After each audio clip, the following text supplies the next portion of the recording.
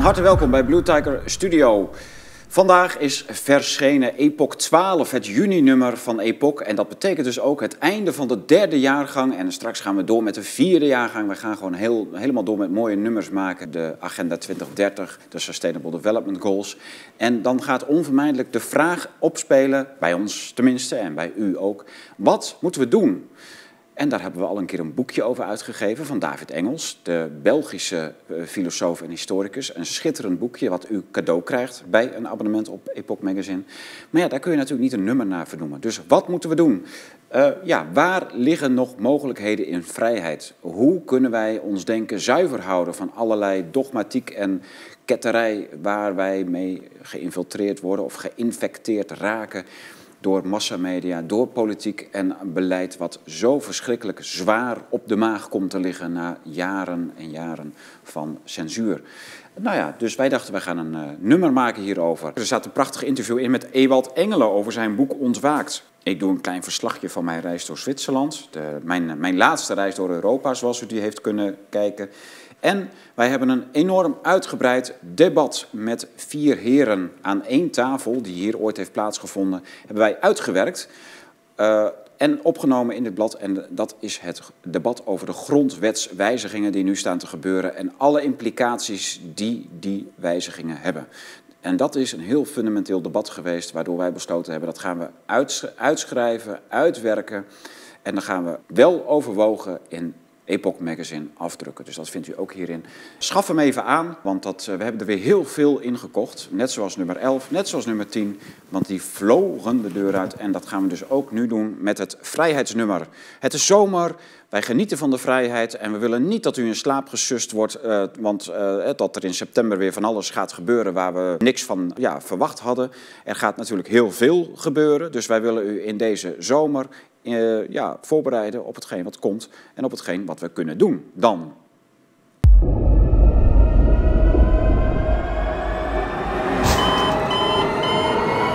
I'm not saying that Angela Merkel is a Nazi. Die Deutschen hören das nicht gern, dass sie besetzt sind. I gave up thinking about elections.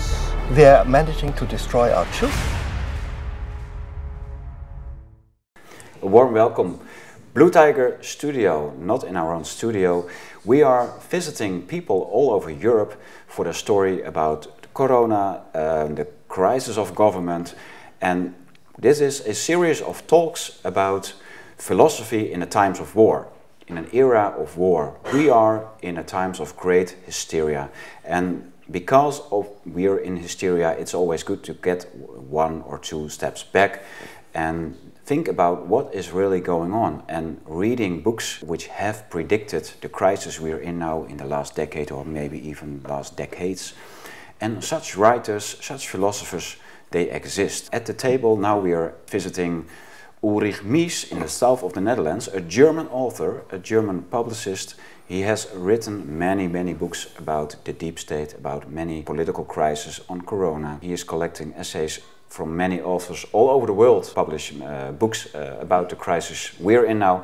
So we're today here in Vaals in the Netherlands and talking with Ullrich Mies. Herr Mies, thank you for having us at your beautiful place. Thank you so much, thank you so much. In the only mountain we have in the Netherlands. Yeah, very high mountain, about 327 meters. Wow. So that's really That's the place we're now on? No, we are here now on the height of about 215 meters. Okay, well, then you know where we are.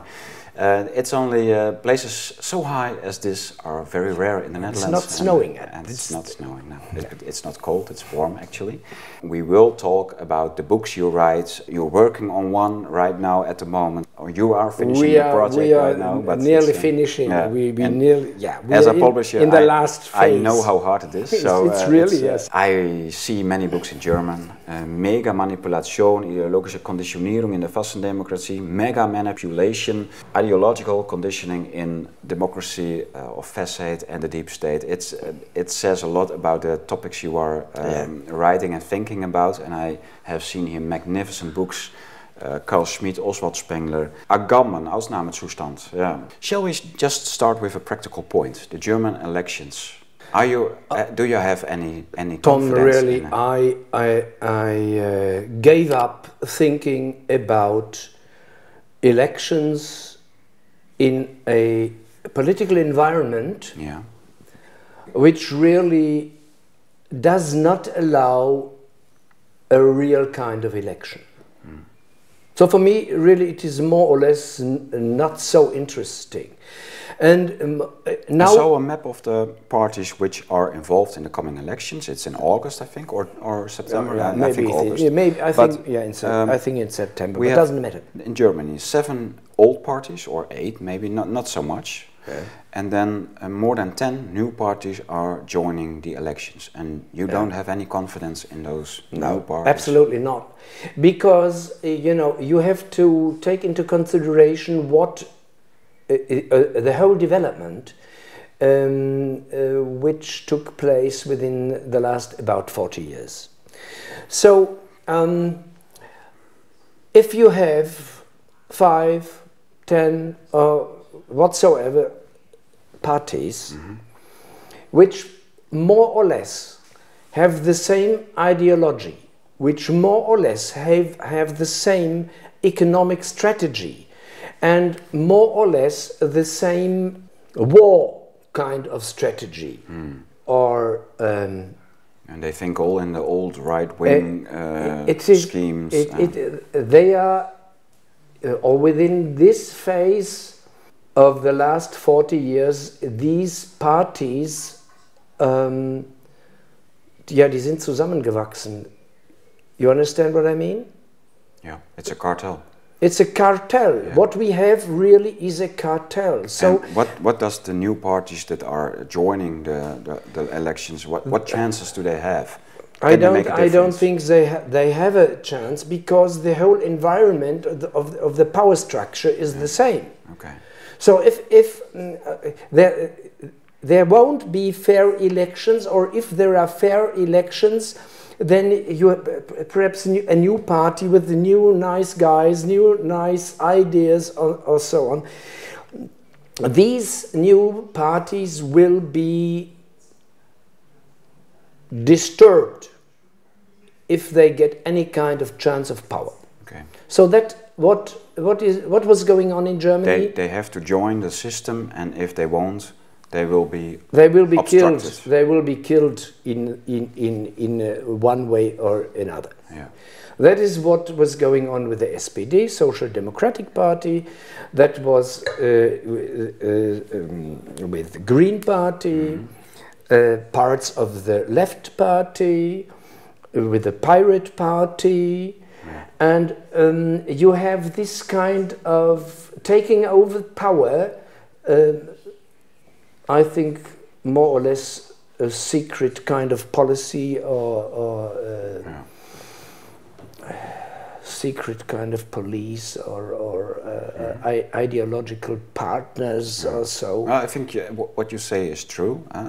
In the Netherlands we have a potential opposition party, Forum for Democracy, and I know that people are suppressed by the banks that they will lose their loans for their houses if they will continue to be a parliament member for this party. That is what is going on. They are pressing, they are repressing. Yeah.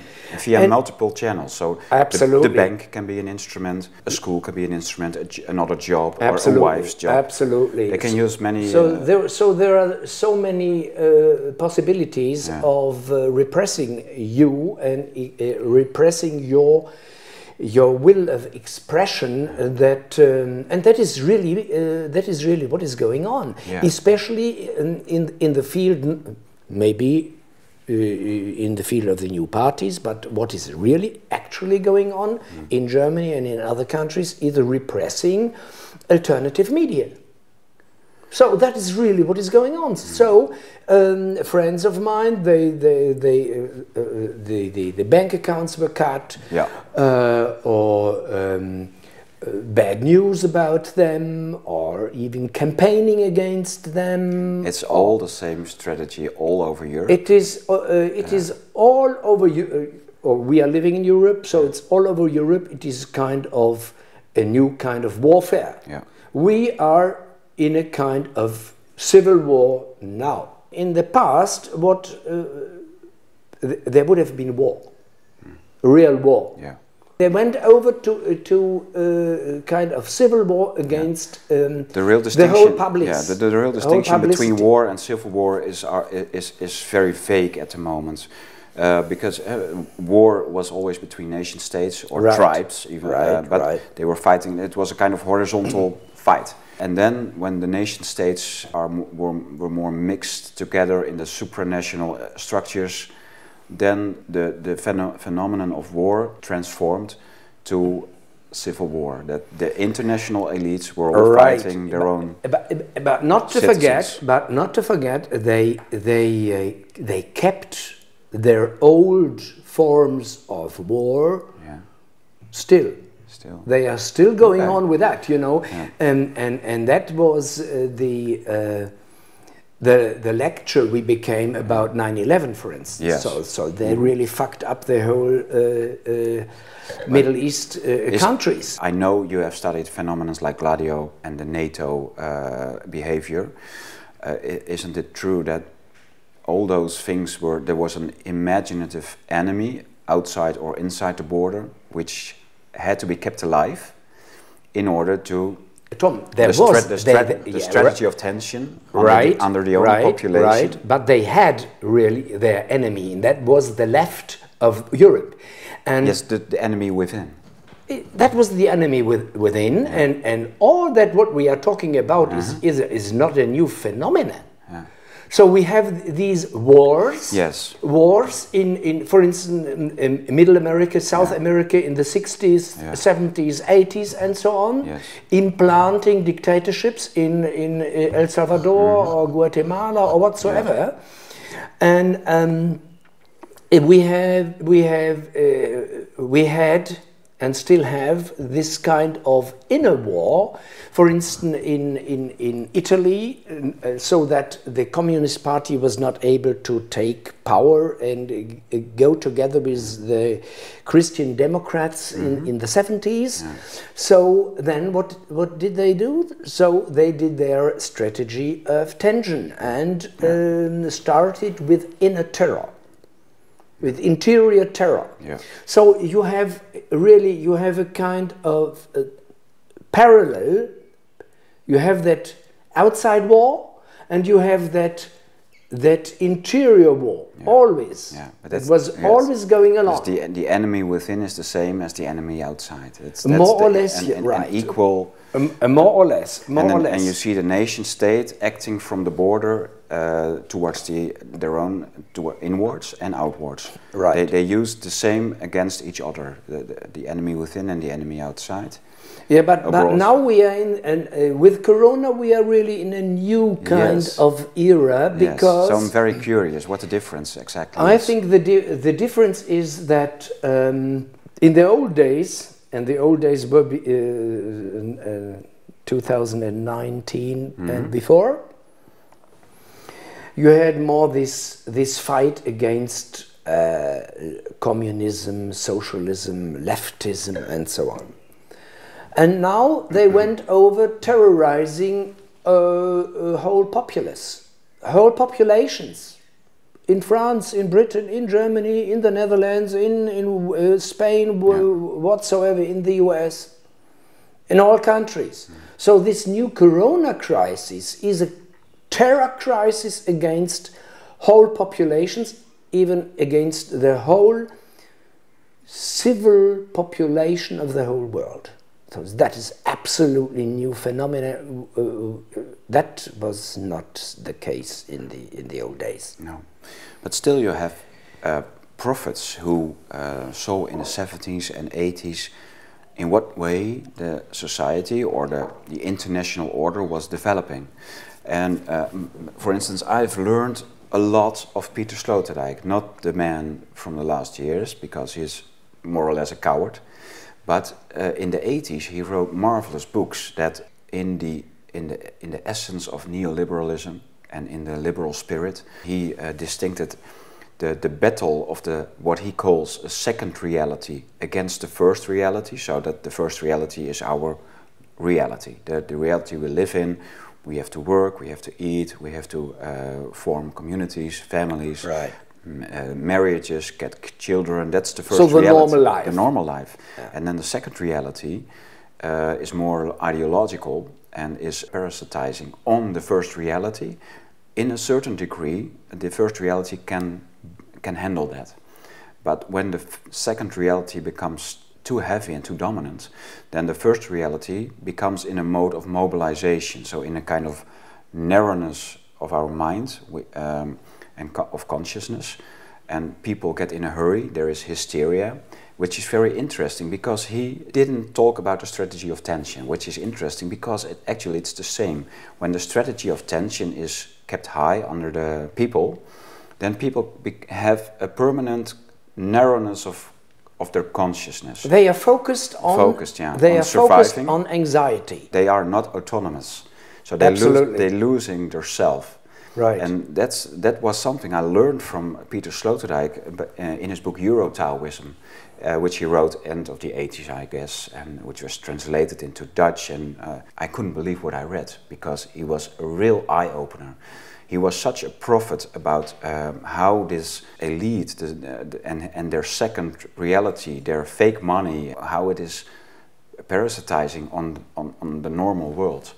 Sure, but that is I don't have the book here. It is an old book. It is William Neal, I think. He worked about diseases, and then he went over to think about diseases as parasites.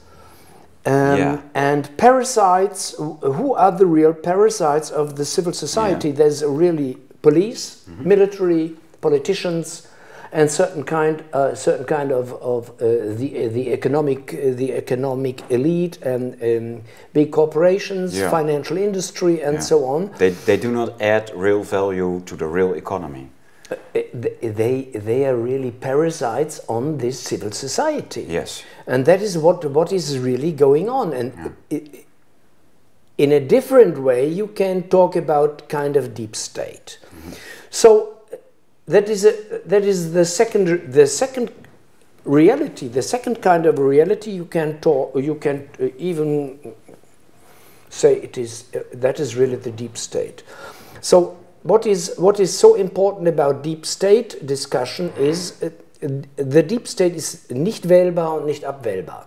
You can elect them and you can not vote for them, you cannot vote against them, but they are there. And they have a very, very, very long-term strategy. Very long-term strategy that has nothing to do with any kind of democracy, that has nothing to do with any kind of voting system or whatsoever. And these call it organization, or call it we say deep state or even global deep state, which consists of financial elites, of the corporate sector, the secret service sector, the military sector, the media, corporate media, and they all stick together and they have more or less the same interest living from the civil society. Yeah, they all have been cluttering together in the last 50, 60 years. 70. Even longer. And they have set up their own elites. In America, it was already before the First World War. Sure. It's very old. It's a very old system. Okay. And so some people call it shadow government or dark government or whatsoever. And are these, do you see families and bloodlines which are keeping power? Sticking together. Yeah. Okay. Sticking together and holding power and developing their power and grabbing more and more of the economic wealth and so on. Yeah. So that is what we are really into. And that is the whole catastrophe of what came up with the corona number. Do you see a moment in history that we really controlled our own governments? Or did that never happen? let me say so, after the Second World War, everything was down here in Europe or in Central Europe. And then there was this phase of Aufbau. Yeah. And up to, I think, 1990, around 90, when the USSR collapsed. So up to that point, there was a kind of control people had over government. A kind of. I'm not saying they had really control. But it wasn't that the era that we were absolutely free to do anything we wanted, and therefore we fall asleep and didn't see really what was going on. I again refer to certain prophets who saw what the spirit of liberalism really did, but also with our own Dutch researchers we discovered that many cartels which we are suffering from today, like in the agriculture, fishing, many other economical branches, many cartels were built by the governments in the 70s and 80s. So something was created in that era that was full of freedom at that time, and we could do whatever we wanted. Yes, I think that is a very, very interesting point you are making. That is, let me say, that is the economic phase of capitalism, of neoliberalism. So when that the phase of rheinischen Kapitalismus, capitalism really faded away, then this new idea of Reaganomics, Thatcherism and so on really came up, and that spoiled the whole thinking of the social democrats in whole Europe. And then they got the idea, yes, the state has to step back, the state has to do more for the economy, the state has should not do so much for the social benefit of the people, and so step by step, that was the phase of privatization of whole sectors of that's interesting. Yes. of the economy, and the more the state gives away of control over economic power in its own field, then outer powers take over. So and that was the whole phase in neoliberalism. The state actually is occupied by private parties, by cartels. And they really because you have written this about the facade, which is really nice, because what I see, and I wrote 2 books about it, you can see that the state was occupied by the cartels, and the cartels were also created in that era, and then the state was a kind of facade that everyone believed still in that wonderful state, which which had welfare and many other services, and then they created a facade before their own interests. So so when the people would attack, they would attack the state and not the cartels. Yeah, and so then what is so important is that during that phase there was this coming together of interests between corporate power and policy and the politics and the parties. And the parties, what we discussed in the beginning, they took over this ideology of neoliberalism, and then were more or less the same. Christian Democrats, Social Democrats, Free Democrats, whatsoever. So they are more or less one political cartel. So you have you have the economic power cartel or cartels, and you have the political cartel, which really came together and intertwined, and with the economic elites. And then we had this phase of deregulierung, deregulation of the financial industry. during the 90s in the US, and after that, I think it was in 1995 or 6 when Clinton came up with this kind for of... the financial, the banks and investment sector.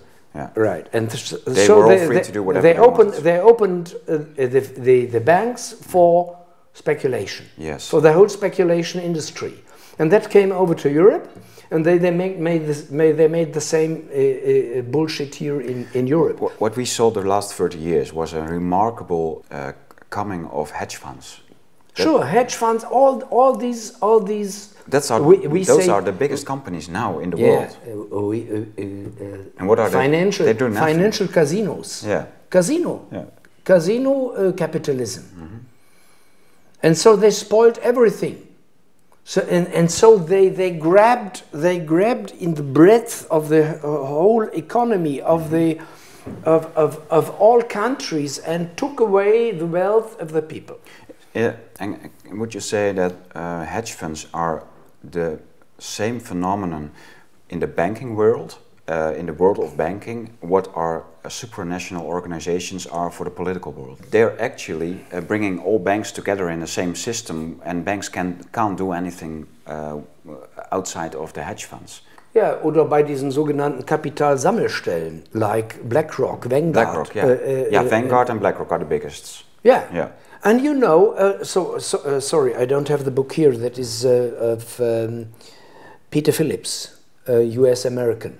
Again, U.S. American. I really love these guys because they are really into the depths of the discussion. So he wrote that book, The Giants, in 2018, I think. Quite early. Yes, it's quite fresh. It's quite fresh. So he came up that I think about 60 or 70 of the biggest companies really have an economic and financial power, about 70 or 80 billion of investment power, and that is 2 or 3 years ago. Okay. Now they have much more, and then. A colleague of mine, Werner Rüggemer of Cologne, he analyzed further smaller countries, 10,000 countries of capital collectors, you know. And so if you take the whole power of these hedge funds, capital collectors, or whatsoever you call them, they will have a financial power of 100 billion, 150 billion, or whatsoever. They can buy whatever they want.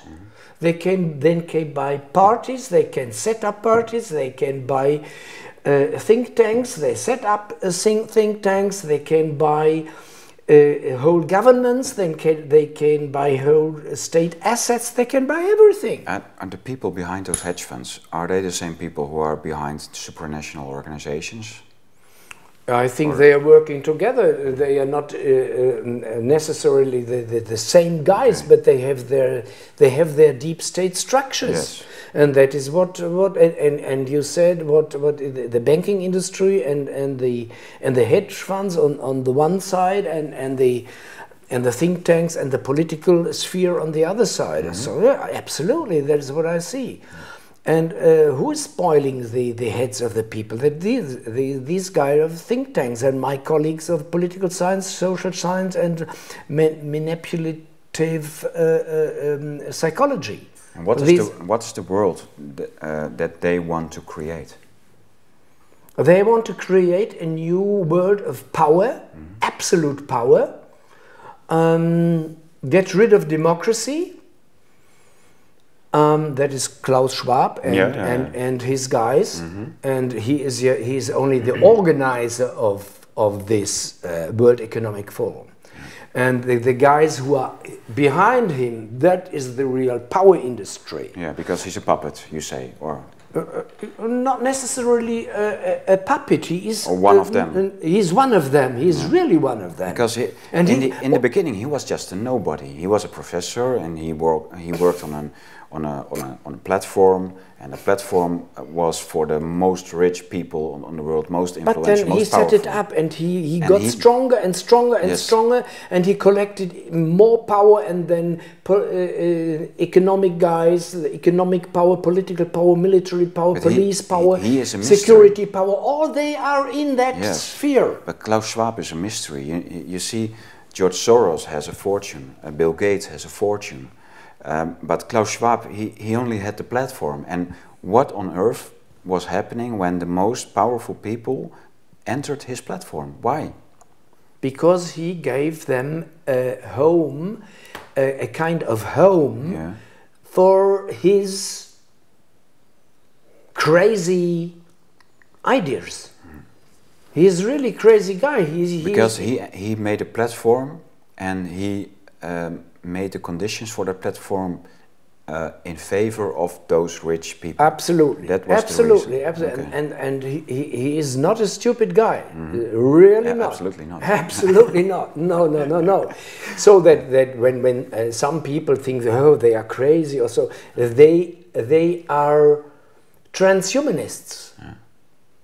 They don't want democracy. They want to get rid of democracy. They want to enslave the whole population of the world. That is what they are up to with new technologies. And they do want depopulation. They do want to plug in us into the machines, etc. And they go into your body with new kind of injections. They implant new kind of stuff into your I really prefer this liquid, actually. Yeah, sure. This is more nicer liquid than the injection. Absolutely. Yeah. So and then they try to make a kind of antenna out of you, and then we don't know really control us from distance. Yeah.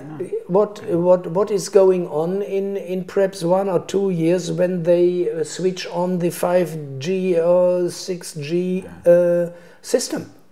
No one knows really what is coming with the 5G system. No, but if you really want to go more into the depth of what they are up to, you have to read what Klaus Schwab writes and what he and his guys are up to. In his most recent book? Yeah, sure. Then you know what is going on. The Great Reset book. Sure. Yeah. Okay. Sure. Or that COVID-19 book. I don't have it here on the table. So they are writing what they are up to. They are open for it. They have always been open. You can know. Yeah.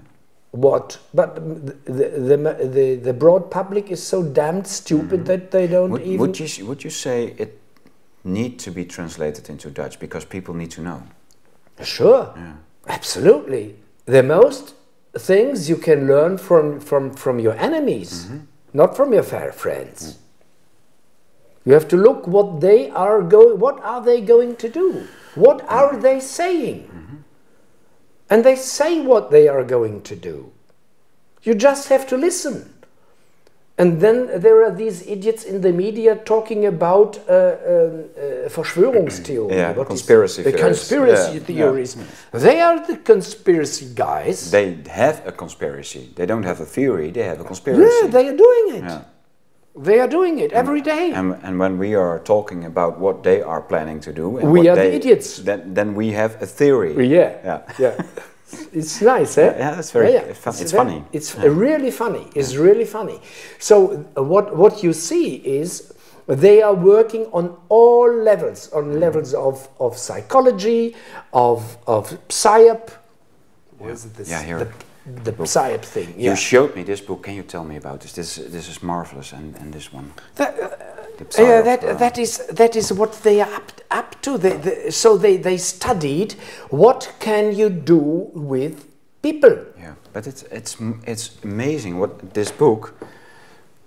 Copyright 2009, Mind Control Publishing. They have everything. It's written by the Department of the Army. It's American, I think. Sure. Yeah.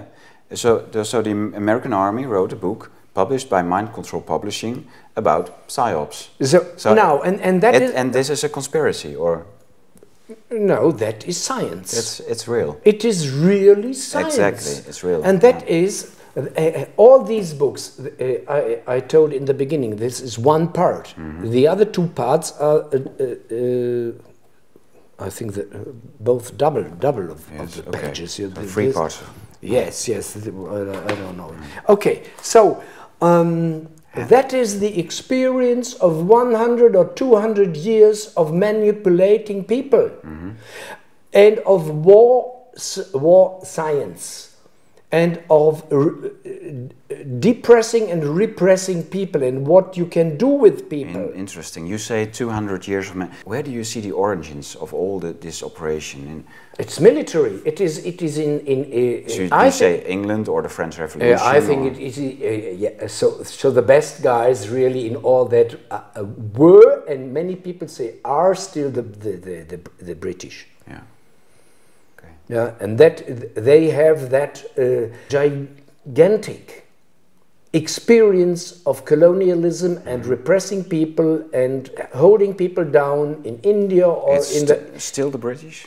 I once wrote a book about the flow of capital from the medieval era until now, and then you see that the capital flows from Venice in the high medieval century, then went to Genoa, and then to the Flemish region in the 13th and 14th century.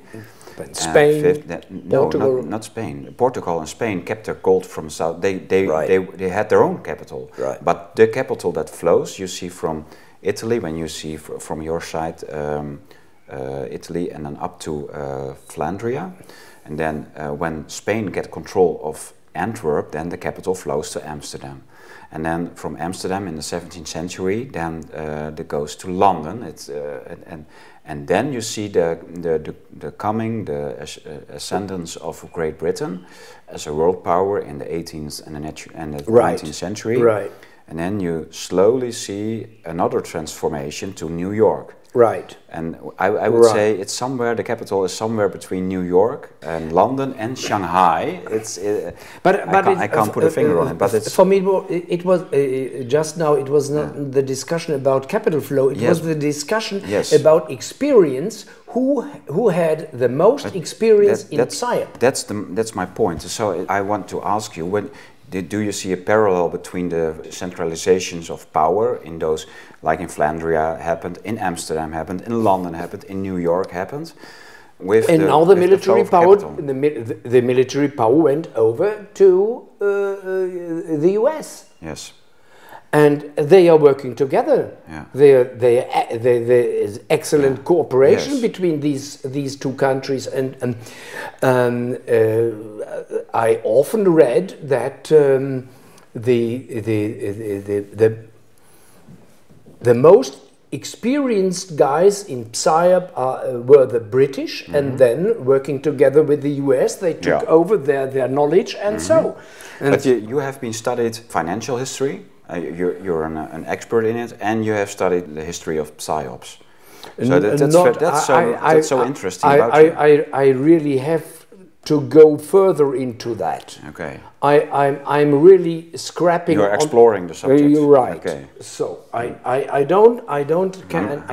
cannot say I'm an expert. I would like to get an expert, but that will be a kind of study for the next month. You know. Yes. But when you see for instance, Bernays. Yeah.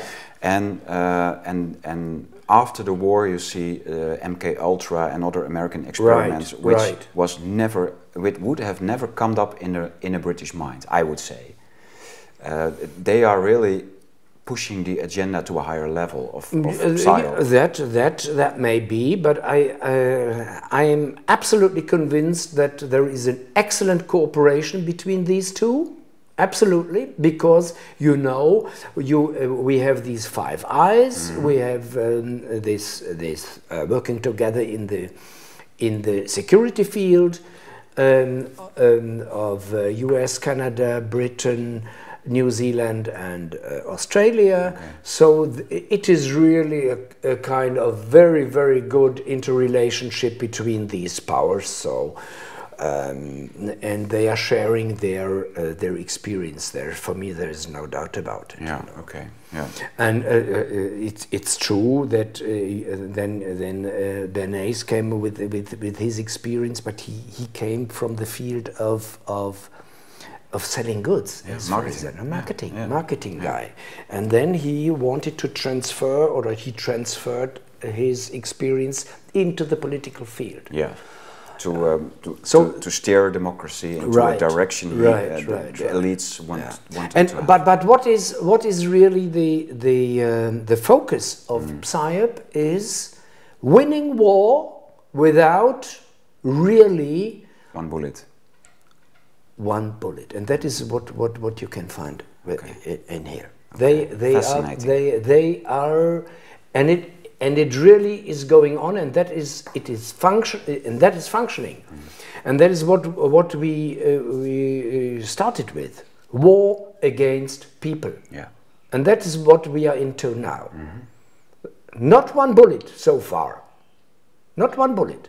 Why do they fear one bullet, and they don't fear tens of thousands or hundreds of thousands people death because of a virus? It is not so appetizing, you know, because they had this experience in 1973 in Chile. So that was really a very dirty thing. Because the gun who fires the bullet can be blamed, and the people who are dying from a virus are dying from a virus, so the virus can be blamed and instrumentalized, I would say, for absolutely. more power. So that is the case. Yeah. So now we are opening up a new box that is the box of state terrorism, and then you have this very, very interesting line from 9/11, and then ruining the whole Middle East. And Afghanistan and so. They bombed it all in pieces. Yeah, they broke it up, and they only were up extracting wealth, and get rid of a few crazy guys like Gaddafi or so. Yeah, just get rid of him. So that is, and then, but the U.S. and many people say it was an inside job, this kind of 9/11 thing, and then they set up this parallel kind of Pentagon, inside Pentagon, Department of Homeland Security and the Patriot Act in the US. So, and then the US people got rid of their civil rights. They were taken away in that phase. And during that phase, there were so many terrorist attacks here taking place in Europe. In Madrid, in London, in Paris, Nizza, Berlin, all over Europe. And that all these events were for nothing else but spreading fear. It is fear production what was going on and what is still going on. Yes. And now you have this perfect, what you say. They want a strategy of tension, and the tension is higher as ever. Very intelligent, very good strategy of tension. Yeah. So the first phase of this strategy of tension was a really kind of bloody thing, you know. Yeah. And now that was the war on terror, and that faded out end of last year or so. And then they took over with the Corona thing on a higher level, more intelligent level, much more sophisticated level, and produced an anxiety in all people's minds. They couldn't have succeeded with that story without the cooperation of almost all scientists and almost all doctors. Yeah. So corrupt. They had to be prepared that they that all doctors and all scientists would follow that story. Yes, true, but I think there is so much cowardness in most people that if the top layer says you have to walk that way, then they are walking that way. And in 1 month they say you have to get a nice hat on. They put a hat on. So they speculated on that behavior, that would happen, that people would be cowards. Sure. Okay. And that is a kind of experience they had over centuries. Mm-hmm. Have a look at what happened here in Nazi Germany. Most of people they just shut up. They were quiet. Yeah. They were quiet. Yeah. Many were liked Hitler and were screaming and Heil Hitler and so on. Mm-hmm. Yeah, but most of them just shut up.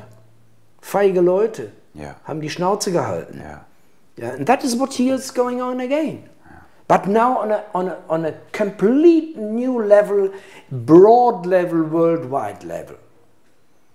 And they know so much about psychology of people, we don't know it.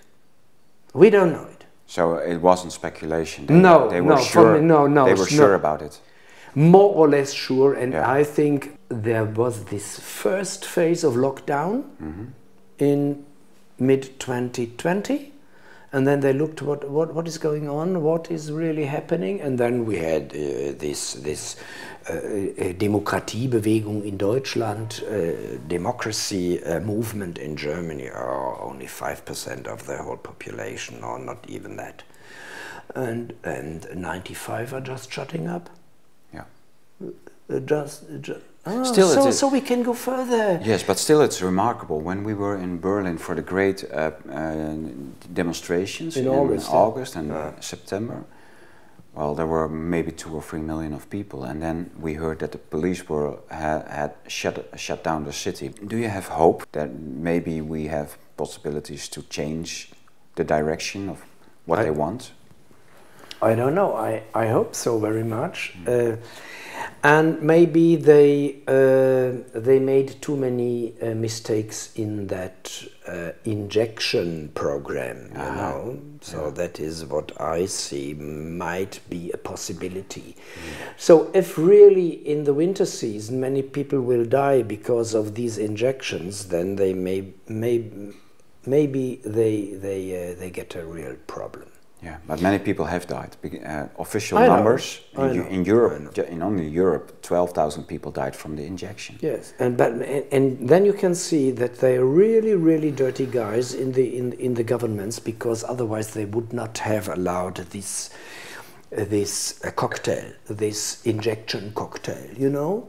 So they used the whole population of whole Europe and all over the world to make an experiment.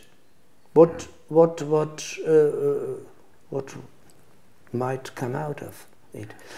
In former years they used 10 years or even longer to set up a vaccine. Yeah. And now, what are they doing? It's unbelievable. No, but I would like to think about what is really because many people would not believe what or are not believing that governments can be that corrupt and dirty. Mm-hmm. So that is really a new kind of phenomenon which really broke up with that corona crisis. That was already the case with 9/11. Do you really think that the government killed 3,000 people? That is it. Yes. That's the point. But if you have only a slight idea of history, then you know that they are willing to do it. Because otherwise they would not start war all over the place. You know? Yeah, I agree. Or even many people don't even think about it. They would not have a whole atomic or nuclear industry which would be able to vaporize the whole planet. Saint Augustine also wrote about a just war, a justification of war. That war had to have a real reason. So it was the implication of his argument also was that governments did start wars which are not justified, or that governments created causes to justify a war they already intended to. Sure. That was all in history, always the case. Yeah. So that's almost 2,000 years ago, or 1,500 sure. years. So we really have to. We do not learn from history. Now, you know what I was thinking about is we cannot learn from history. We can't. Yeah. No, we can't. Because we are human beings, and we perhaps get 80 or 90 years old, and any new human being starts from Scratch. point zero, and that is it. So what would be so important really, learning history. And what are doing these new guys? They really try to get rid of books in bibliotheken, libraries. In libraries, and try to set up a certain kind of mind and mind control that you have to think what they are thinking. They create conditions all the time to steer our own way of consciousness and thinking into the direction they intended. So they always create realities in which our way of thinking can follow. Actually, You were holding a great argument on the privatization of the public state or the public services. Right. And somewhere there we were lost in many other interesting observations. Yeah. But I think you have more to say on that. Yeah. We talked about privatization and the first long phase of neoliberalism. Yeah. And that was starting about end of the 1970s. And went up, as far as I see it, to 2007, 2008. And more or less then the privatization of public assets and public services were abgeschlossen, were finished. Yeah. Completed. And into that phase till about 2007, 2008 was also this privatization of the whole East German economy via Treuhand, the Treuhand organization. And so they got very, very, very much experience how to do privatization, you know. Starting with about 1990 or so, and then they set up Treuhand, and they started with the whole privatization process of the Eastern German economy. So they got lots of experience, and then that is also what Werner Rugemoor said, that this was the basis of their experience, and then they started with this whole privatization thing in Western Germany. And I think so that it came from the East. No, that came more or less from the Treuhand, and they made the experience with the Eastern privatization of Eastern, and then they took their experience into West Germany. And what were the origins of the Treuhand? Did it originate from the Communist Party, or did it? No, that was set up from the West. From the West. Yes. Actually, to dismantle the East. And, absolutely, to dismantle everything and to bring capitalism, modern capitalism, to. Well, were you Eastern. born in the West? Actually, I was not sure. Maybe you were living in the East. So that was one phase, and then as I said about 2007, then the Lehman Brothers collapsed, and there was this collapse of financial industry, and then there was this saying, too big to fail. So the governments decided that the public had to take over their speculation craziness, you know, and the problems they created, and so. So more or less, you can say that in 2008, this was this end of neoliberal phase, because neoliberalists say that if you are not successful in the market, then you have to go. Then you are finished. But that is what they scrapped with the banking industry. And then they said, okay, the public has to take over the problems the banks and the financial industry created. So that was not possible within a neoliberalist thinking. And then we say from up to 2008 there started this market radicalization. Which means? Which means that from that time on, the state was the full idiot of the corporation. So it became fully a facade of financial market. Right. A vehicle. So governments as a vehicle of the financial industry. Yes. Right. From then. So as we spoke about earlier, then this trust, this collapse of trust within that period from 2008 to 2019. But many things happened. People thought the Third World War would break out. Then we had this expansion in that phase, even before, from 1919 it started with NATO going eastwards. Georgia. Right, and so many former countries which were in the communist sphere taking over into NATO, taking with 1999, 2004, 2009, and 2019.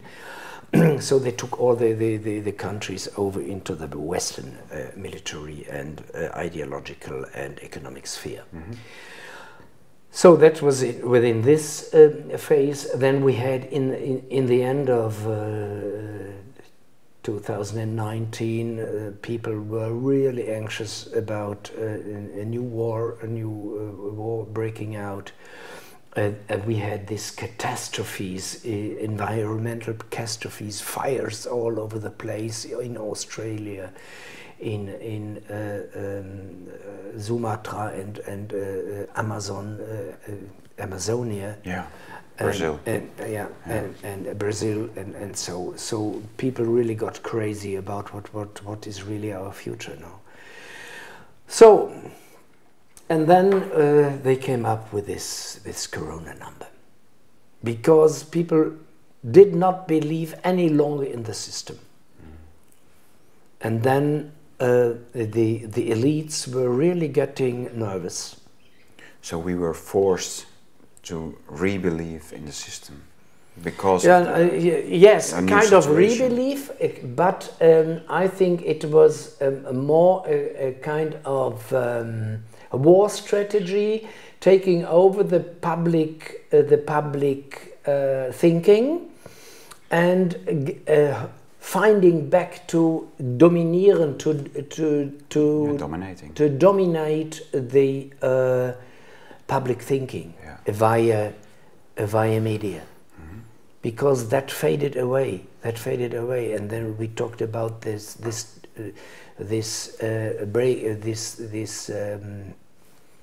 breaking together of trust. Yeah. Yeah, and so they had to think new, and further, the elites came to the conclusion that the old globalization system was no longer viable. With 7 or 8 billion people on Earth, on a level of Western Europe consumption or so, that would really wreck up the whole planet. And so they said, would that be true? I think yes. I think so. That if the whole world populace would have the same kind of living and consumption level as here in Western Europe or in the US or Japan or so that would finish off the planet because of consumption of raw materials and so on and so on. So and then they said no, we finish with this globalization program, with this old globalization and modernization we had 50 years, and we set up a complete new thing. And then we are in the Corona crisis, and then we are up to Klaus Schwab and his new ideas of transforming the whole society, the whole economy, technology, and reinventing humanity. Nasty. Frightening. Yes, threatening, nasty. Yeah, we have a couple of things to discuss. We have the mixing up of the left and the right in the last decades. Very interesting, yeah. Yes, and the collapse of the banking world, and about stakeholder capitalism. Stakeholder capitalism, so that is what Klaus Schwab and his friends want. We talked about it. They want to get rid of democracy, of any kind of democracy, which really it deserves the word democracy.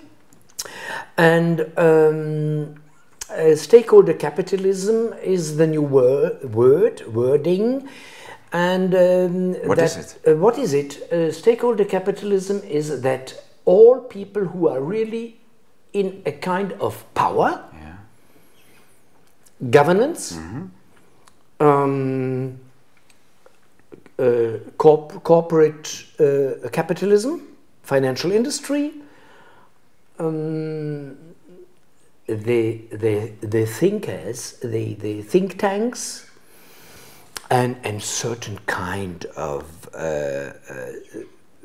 specialized layers of the civil society, very special. Those are all approved players in the system. That's the approved, the NGOs, the companies, and the state, and our government. But all of them not making any problems. Yeah. You know? Yes, they are all working together. They are working together. They're stakeholders in the new kind of capitalism. In the new system. In the new system to be set up. And this system, as we said, has nothing to do with democracy, will be lifted on a new level of decision making. Yeah. I will give you an example of that because it's very important. We in our last magazine, the quarterly Epoch magazine, we analyzed all the Sustainable Development Goals of the United Nations and the phenomenon of public-private partnerships, which is a key to the amplification of all the Sustainable Development Goals. For instance, when you look at the North Sea, it was a fisherman's ground. Well, it was a common ground. The sea is open for everyone, and then quota regulated all the fishermen behavior, so they couldn't overfish officially. Well, if no one commits a crime, then it was all okay. And then at a certain moment you saw that from the government, banking, NGOs and environmental NGOs, which were defending, but they were all financed by the government. But they were all executing the official agenda. So when they reshuffled the North Sea last year, or last 2 years, there was a table. And on that table there was the oil companies, the NGOs for environmental and fishermen or fishing NGOs, but not the fishermen themselves. The fishermen had not anything to say about their economic, terrain. No, that is what the whole thing is up to. Yeah. But and in the end, so there was a contract, which was a treaty about the North Sea. Because the fishermen they wouldn't follow the wishes of the table, so they were excluded, and they were put aside. And the whole treaty was about the North Sea, so about all fishing was by the energy, big energy companies for the windmills, the oil companies, and the NGOs, and the government. So Netherlands, Denmark, Germany, England, and they were all on the table. And then what was formerly a very nice common ground in which the fishermen were... But these were the small fishermen, and that what it was all about. There was this very, very interesting film, I don't know whether you saw it, Feeding the World. Yeah. We are feeding the world. Very, very interesting. And there you could see, concerning the fishery industry, in former times there were these very, very small fisher boats, and bringing fresh fish to the market and so. And then this rotten EU, European Union, set up these real big industry trawlers. Yes. And then I can only agree. Then ruining the whole small fishermen. Yes, but they ruined the fishing industry and the fishing grounds. And they gave the government an argument to install the quota and to regulate the market. Because they ruined everything. Exactly, but that was the purpose. Because in the 70s, the government in the Netherlands put together the I guess 7 or 8 biggest fishermen, so they had large boats, and they put them together, and they had the right to divide all the quota. They said the government put them together, forced them to sit on the same table, and they told them you can only come out when you divided the quota among your own. And within 2 decades, only one party was over. So we have one big fishing party now in the Netherlands. So that is always the same. And so it is monopolizing. It's crazy because in the whole world it's happened at the same at the same time, the same strategy. We have now 5 big companies in the world, 5 big fishing players. They are dividing everything. They're cooperating with the government. They get rid of the small fishermen companies. So it's the same process. But you have these kind of economic concentration. That's nothing else, huh? Yeah. It's you have it all over the place. Yes. All over the place. You have it in the agri industry. So everywhere. Everywhere. In the Netherlands, we see now that the small farmers are pushed away in favor of big companies. Yeah, sure. Yeah. That's all. What is all about is concentration of capital, more power to the companies, and the power possibility or land grabbing all over the place. One of the or even the biggest landowner in the US is Bill Gates. And so on. And so on it goes. The biggest landowners in the Netherlands are the government at the one hand, and similar to the government is a bank who buys the land of farmers who are going broke. Go out of business. They're going broke because they can't survive. Yeah. So they sell their own land to the bank. Yeah. And this bank owns so much land. Farmers rent it back from those banks again, so they make it so hard to survive. So, and we have this concentration process in the whole agri industry in all over the place, and especially in Europe here. Do you see resemblance between what Schwab and his forum says in 2030 you'll own nothing and be happy, and the war against SME, small and middle-sized companies, which is the middle class is disappearing, and that is what the whole Corona crisis is up to. Okay. Killing the small and medium-sized business. Right. So, and during that, even from the starting point in February or March 2020 up to now, thousands or tens of thousands of small or medium-sized business will go out of business. And you actually say that the central term which you see in the 2040 agenda, public-private partnerships, that it is only a partnership between big money and big government. And if you are approved to join the game, if you're big enough and if you have the right agenda, then you're welcome to come. Sure, but if you're a small or medium-sized enterprise, you're out of the game. Unless you play together with them, or you are working in a certain a very important technological field which is interesting for them, you know? Yeah, right. Then that might be that you can survive. But what they are killing is restaurants and hotels and the whole touristic industry and so on. So all that, what is nice and bringing together people, they just want to kill it. They want to bring you to the table and that you only sit in your small room at home, have your own home office, and when you are 40 or 45 and you got crazy, then you jump down the next bridge and then you are gone. Because that is their idea. There is no other perspective than commit suicide. No. Right. So they want to make people ill. And that is the next point. We could talk up to tomorrow or till Sunday. That is what they are going to do. They are not only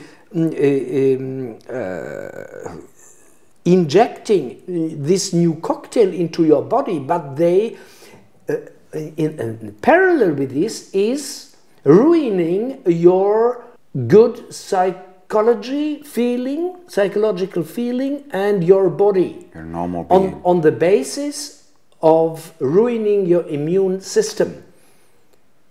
Physically and psychologically. Because if you are really only with yourself, if you don't have contact with your friends, and you should not have contact with your friends, because then you are sweating. But don't you think that when we are all vaccinated, that's their purpose, and all the measurements like isolation and keeping distance to everyone, and that's all instrumental to drive us in a mood that we take that vaccine? That is really one purpose, but I think it is a parallel strategy. Okay. It is a double strategy. They will continue with the social distancing. They will continue with terrorizing the people. Sure, that is one instrument of their whole strategy, terrorizing people. Right. And everything is at random. Yeah. There are certain measures you have to take in the Netherlands, and the next day you don't have to take them in Germany. And 1 week later is vice versa.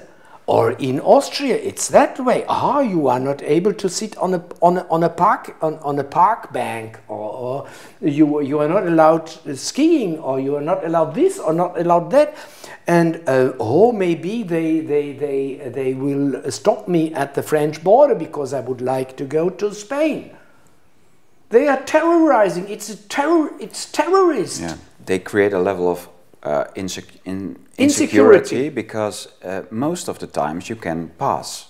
They will never, when you get a side road crossing the border, you can pass a country. But there is a chance they get you, and then they send you back, or they fine you, or throw you in jail. And that is, and you don't want to take that insecurity. That is, right. you just stay home. Oh, I stay home. Yeah. That is it. They are terrorized. It's terrorism. It's state terrorism. The word terror, it originates from state terrorism. Le Grand Terreur, it comes from the French Revolution. It's always been it always came so from the state. So the big terrorist has always been the state. Exactly. Has all be it into the interior as terrorist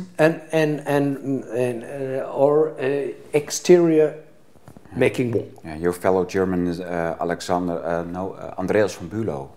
He also wrote about state terror in previous decades. He's an old man now, but you can really see that terror is always coming from the state and is always meant to suppress the major terrorist. The major terrorist is the state, no doubt about that. And if they need new terrorists, they will nurture them. And you know, if you ruin your family in Syria, or you bomb cities or whatsoever, what for people can come out of that? Without revenge. Yeah. They are only thinking of revenge. It's impossible. If I don't have a family, but if they would have killed my family, you will be out for justice. Absolutely. Yeah. And there are so many people. And there are so many people. But that's what George Bush said when 9/11 happened. We will get those criminals and bring them to justice. Genau. But they are the criminals. They created the whole thing. Yeah, and they needed the whole thing to keep their war industry alive. Yeah. That's the whole point. Yeah. They are the criminals. Yeah. They're really bad creatures. It's unbelievable.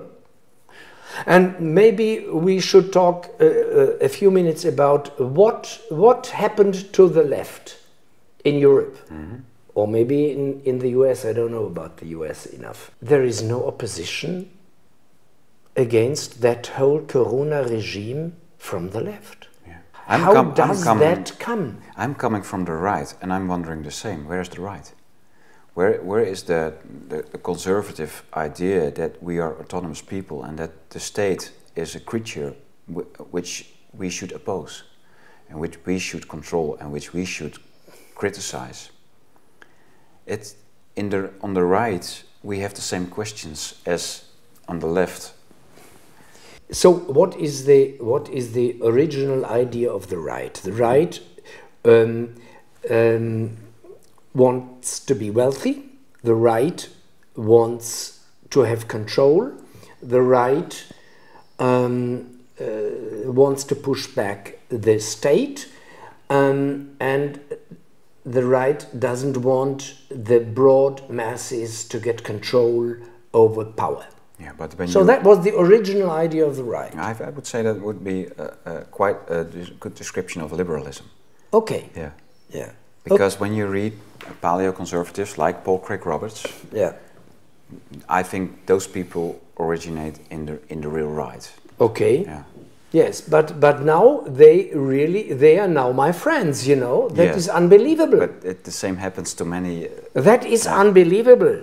But I would like to talk about the left. That's okay. Yeah. That is what happened to the left, because normally the left was very critical over against everything what had to do with state or state control. So the not Stalinist left, let me say so. That's very important. Yeah. So the kind of social liberal leftism. So they were quite critical against. They were very critical against war, against control, against diminishing democracy, and whatsoever. And now they are really the guys who you can ask, where is the left in terms of fighting this corona regime? There is no left fighting the corona regime, really, except for a few people left on the... Could you say that everyone who could have been ideologically armed with good ideas, whether it be on the left or on the right, to oppose what's happening now, that they are bored or they're somewhere in the basket, and they don't do what they what they Tom, could have been doing? the real right has no problem with what is going on and what is done by Schwab.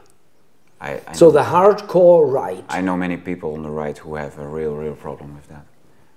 Opposing the nation state always is implicating that we would oppose the worldwide state at all. It's the embodiment of evil. It is very difficult. It is really getting very sophisticated and a very difficult discussion.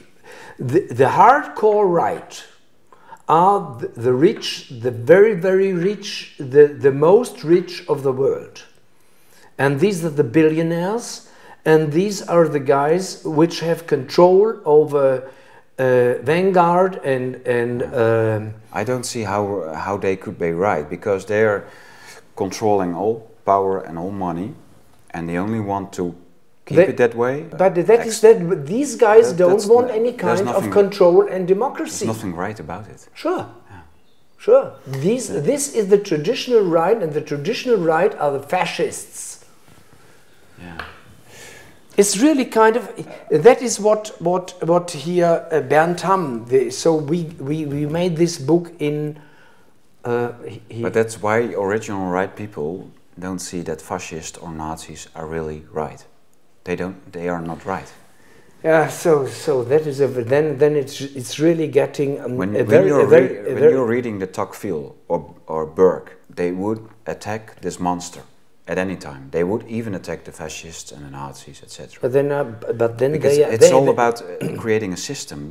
The fascists, the capitalists, they were always about creating a system of total control. No, to replace God, and that is where original right people oppose this whole development at any moment, because when you want to create a paradise on your own, you will create a hell. That is for sure. Yeah. But anyhow, as far as we see it, I am more from the left and capitalist critical side. Don't you see how nice it is that we are talking, and that Paul I don't have any problem with you, and I would have, because we are much closer to each other as maybe 20 years ago or 10 years ago. Maybe, maybe. That is a new kind of development we have. Okay. But what about what really frightens me is that there is no real power on the left side fighting these, as I call them, fascists around Klaus Schwab and so ever, who really want to get control over the whole world and over the whole population of the world, and to want to enslave them. That is what they are going to do, and that's what they are up to. Yeah, and making machines out of you. Machines out of you. So, and that is, if you are a religious man or woman, then you have to oppose these ideas. If you are not Stalinist and not stupid leftist, you have to oppose that, because they hate democracy and they want to control the whole broad population.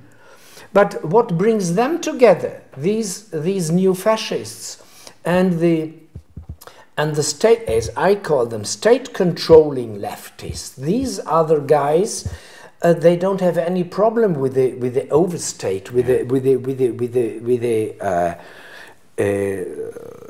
globalized state with global governance, they don't have a problem with it because they love the controlling state. All the institutions are in the game, or they are declared enemy. So you see it in the Catholic Church.